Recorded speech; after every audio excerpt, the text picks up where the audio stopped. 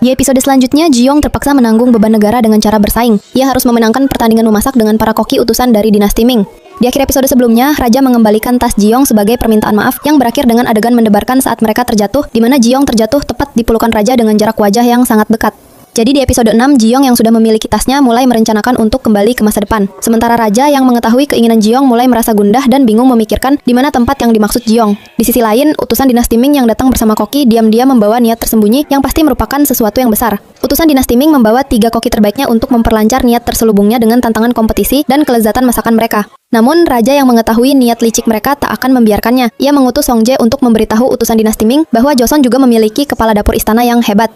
Raja dan utusan dinasti Ming lalu mengadakan kompetisi memasak. Raja ingin menunjukkan kehebatan cita rasa asli masakan Joseon kepada utusan dinasti Ming. Sedangkan Ji-young berusaha mengkode Raja menggunakan tangannya agar menolak kompetisi itu karena resikonya sangat besar. Namun, Raja yang sedikit geli melihat tingkahnya tak memperdulikannya. Jadi saat mereka berhadapan langsung, Ji-young yang sudah meradang langsung mengungkapkan penolakannya.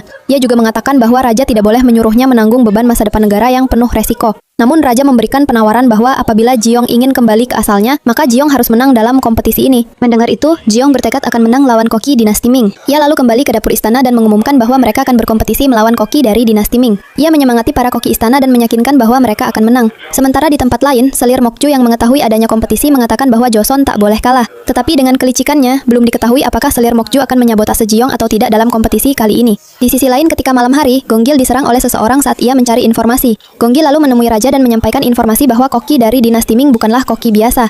Kompetisi pun dimulai. Ji-young memimpin para koki istana untuk mulai memasak, di mana Ji-young dengan senyum tipis mengatakan bahwa ia akan menunjukkan apa itu rasa pedas. Hal ini menunjukkan bahwa dalam kompetisi ini, Ji-young akan menyajikan menu masakan dengan cita rasa pedas yang pastinya akan mengejutkan semua orang, termasuk utusan dari dinasti Ming. Di sisi lain, ikatan Raja dan Ji-young semakin terjalin erat seiring dengan momen-momen mesra yang terjadi di antara mereka, di mana pada suatu waktu, mereka pergi keluar istana dan berbaur dengan masyarakat biasa. Raja lalu semakin terpikat dengan pesona Ji-young saat melihatnya memakai pakaian hanbok sambil berjalan santai di antara kerumunan dengan memegang seikat bunga. Tetapi tiba-tiba sebuah kereta dorong lepas kendali ke arah Ji-young. Untungnya Raja dengan sigap menarik Ji-young ke arahnya hingga tatapan mereka terkunci satu sama lain, di mana tangan Raja memeluk pinggang Ji-young. Dan di malam hari, Raja memberikan sebuah perhiasan ke tangan Ji-young. Hal ini menunjukkan perasaan yang semakin berkembang di hati Raja untuk Ji-young. Apakah Ji-young menemukan cara untuk kembali ke masa depan?